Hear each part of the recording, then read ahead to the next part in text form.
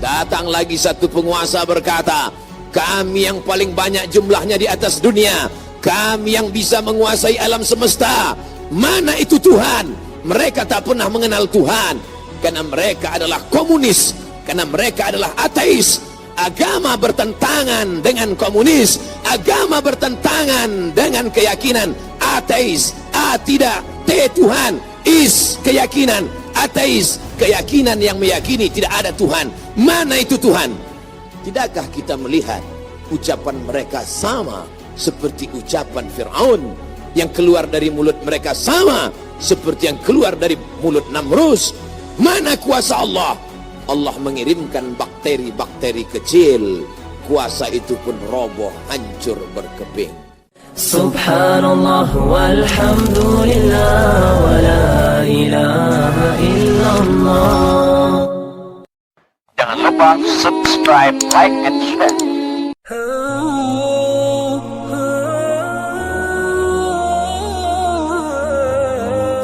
Wa kana mulkuhu 400 sanah.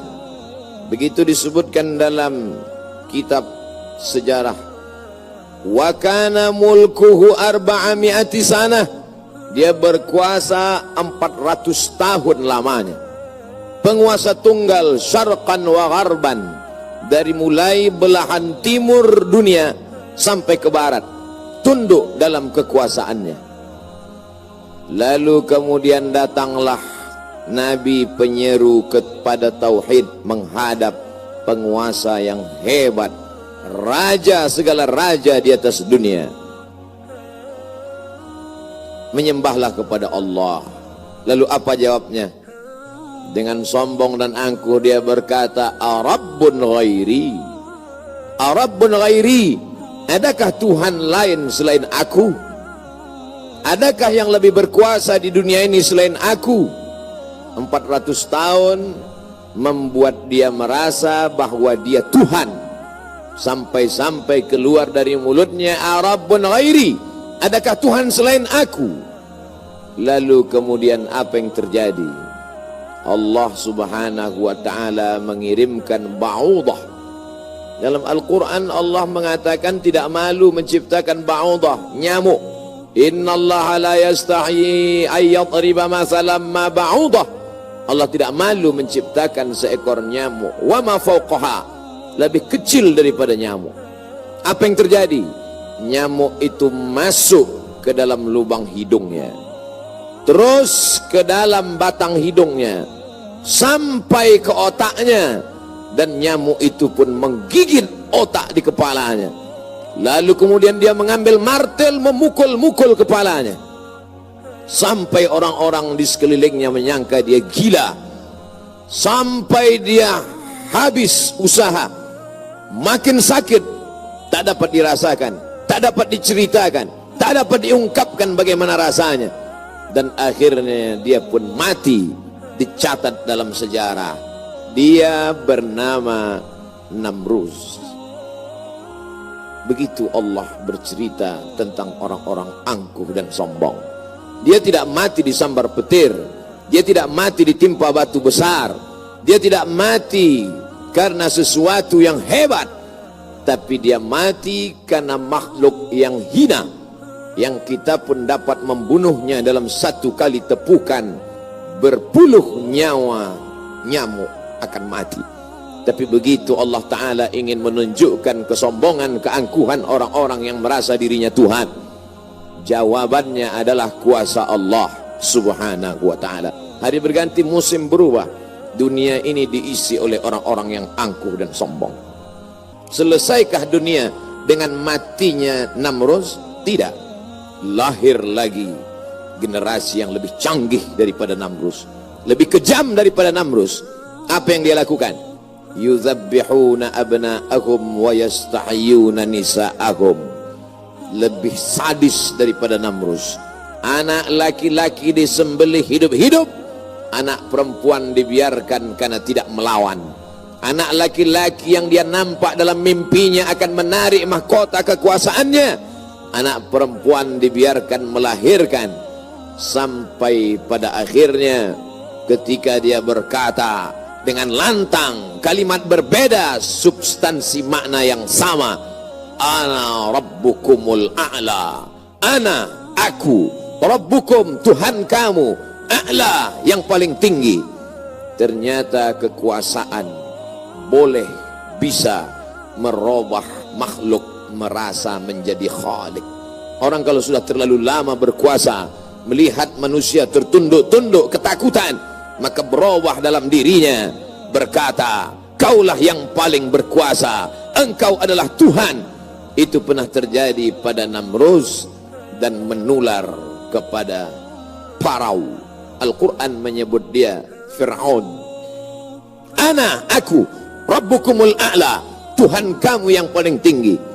Bagaimana cara Allah mematikan Fir'aun? Diceritakan dalam Al-Quran.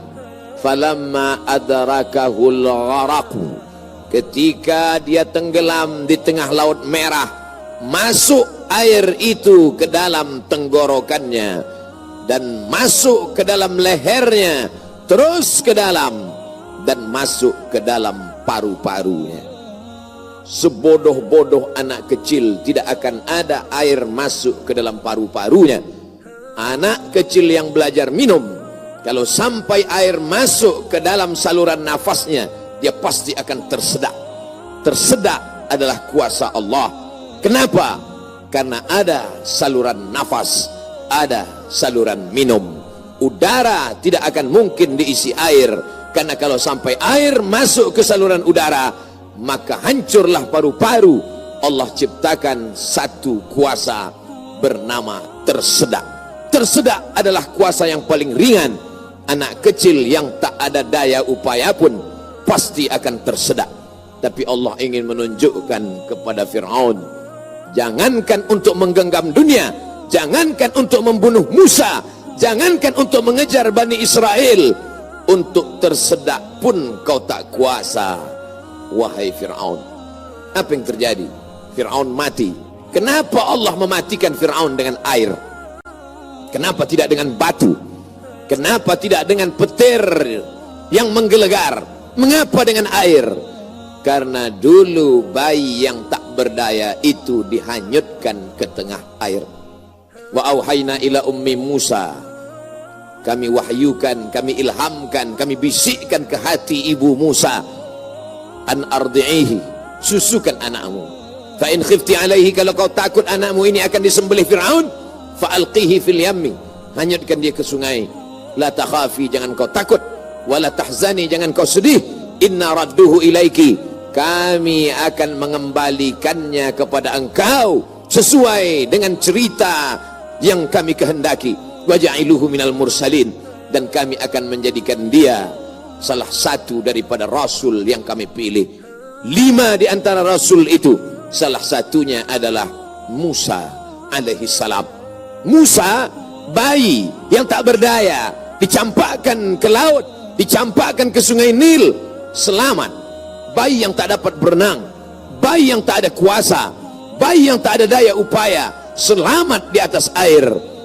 Tapi penguasa, raja di atas raja, segalanya bukti-bukti kuasanya sampai hari ini menjadi bukti. Satu di antara 7 keajaiban dunia adalah piramid yang dibangun oleh Fir'aun. Tapi ternyata air yang dulu menyelamatkan bayi Musa, air yang sama menenggelamkan Fir'aun yang amat sangat berkuasa. Sekali lagi Allah ingin bercerita kepada manusia bahwa mudah bagi Allah melenyapkan makhluk-makhluk yang sombong, yang merasa diri gagah perkasa, manusia yang terkena penyakit amnesia, terlupa bahwa dia hanyalah makhluk, paru-parunya ciptaan Allah, udaranya titipan Allah, hembusan nafasnya dan tarikannya semua atas kuasa Allah. Mestinya dia berkata, la haula wa la quwata illa billah. Berakhir episode Fir'aun. Selesaikah dunia? Tidak. Muncul lagi mereka yang sombong-sombong. Macam-macam nama sejarah mencatat. Abu Lahab dengan bangganya berkata, sebelum Abu Lahab datang lagi seorang pria perkasa dengan tentara bergajahnya bernama Abrahah. Dia ingin memindahkan Ka'bah Karena baginya bisnis di Makkah harus dialihkan. Nun, jauh di Yaman, berseberangan dengan Laut Merah, menyeberang ke Afrika. Maka ini Ka'bah harus dihancurkan. Dia bawa pasukan bala tentara, sampai akhirnya pasukan gajah tidak ingin bergerak. Gajah makhluk Allah, binatang, tahu mengenal Allah subhanahu wa ta'ala. Dia paksa gajah itu berdiri dengan pawang-pawangnya. Akhirnya gajah itu berjalan karena amat sangat terpaksa dan di bawah tekanan. Sampai akhirnya apa yang terjadi? Datang Abdul Muttalib membawa kunci Ka'bah. Dia serahkan kepada Allah. Dia katakan di depan pintu Ka'bah, inna lihadzal baiti rabban yahmi. Sesungguhnya Ka'bah ini ada Rabb, ada Allah yang menjaga dan memeliharanya. Bukan aku yang menjaganya, kuserahkan kepada penjaganya. Inna lihadzal baiti rabban yahmi. Sesungguhnya Ka'bah ini ada penjaganya, kuserahkan dia kepada engkau ya Allah. Apa yang terjadi? Fa arsalna alaihim tayran ababil. Kami kirimkan kepada mereka burung ababil yang dibawanya tarmihim, melontar, melempar mereka pasukan Abraha bergajah bihijaratin, dengan batu-batu min sijil, yang dipanaskan di atas api neraka. Apa yang terjadi pada pasukan Abraha? Faja'alahum ka'asfim ma'kul. Mereka seperti daun-daun yang dimakan ulat. Tahun peristiwa itu terjadi disebut dengan Amul Fil, tahun gajah, tahun kelahiran Sayyidina wa Maulana Muhammad sallallahu alaihi wasallam. Hari berganti, musim berubah, isi dunia sebenarnya itu-itu saja, namanya berbeda, tapi sebenarnya makhluknya itu-itu saja. Dia pernah bernama Namrus, dia pernah bernama Fir'aun, dia pernah bernama Abraha. Selesaikah dunia? Belum. Dunia terus berlanjut, melahirkan makhluk-makhluk. Ada yang rendah hati dan tawadu, ada yang zuhud dan ridha, ada yang mencari kemuliaan Allah, ibtigha'a mardatillah. Tapi ada yang dititipkan harta dan kuasa. Pertama dia merasa dia punya, lama-lama dia merasa alam semesta pun bersimpuh sujud di kakinya, karena dia lihat tidak lagi ada orang yang berani mendongakkan kepala, tidak lagi ada yang berkuasa, tidak ada lagi yang berani bersuara keras, lantang, semuanya ketakutan. Sampai akhirnya dia berkata dalam hati, aku adalah penguasa jagat raya. Kemana mereka semua? Mati. Ketika penguasa-penguasa dunia modern dengan kecanggihan teknologi berkata, kami bisa menangkal gempa. Gempa sebagaimana apapun kuatnya bisa kami atasi. Ternyata begitu ujian Allah itu datang, bangunan yang mereka bangun porak-poranda, hancur berkeping. Datang lagi satu penguasa berkata, kami yang paling banyak jumlahnya di atas dunia, kami yang bisa menguasai alam semesta. Mana itu Tuhan? Mereka tak pernah mengenal Tuhan, karena mereka adalah komunis, karena mereka adalah ateis. Bagi mereka agama itu hanyalah candu. Orang yang terkena narkoba bagi mereka sama dengan orang yang dimabuk oleh agama, karena bagi mereka agama ini hanya opium saja. Manusia yang stres, manusia yang depresi, lalu dia menjalankan agama. Agama bertentangan dengan komunis, agama bertentangan dengan keyakinan ateis. A tidak, T Tuhan, is keyakinan ateis, keyakinan yang meyakini tidak ada Tuhan. Mana itu Tuhan? Tidakkah kita melihat ucapan mereka sama seperti ucapan Fir'aun? Yang keluar dari mulut mereka sama seperti yang keluar dari mulut Namrus. Mana kuasa Allah? Allah mengirimkan bakteri-bakteri kecil, kuasa itu pun roboh, hancur berkeping. Barakallahu li wa lakum fil Qur'an.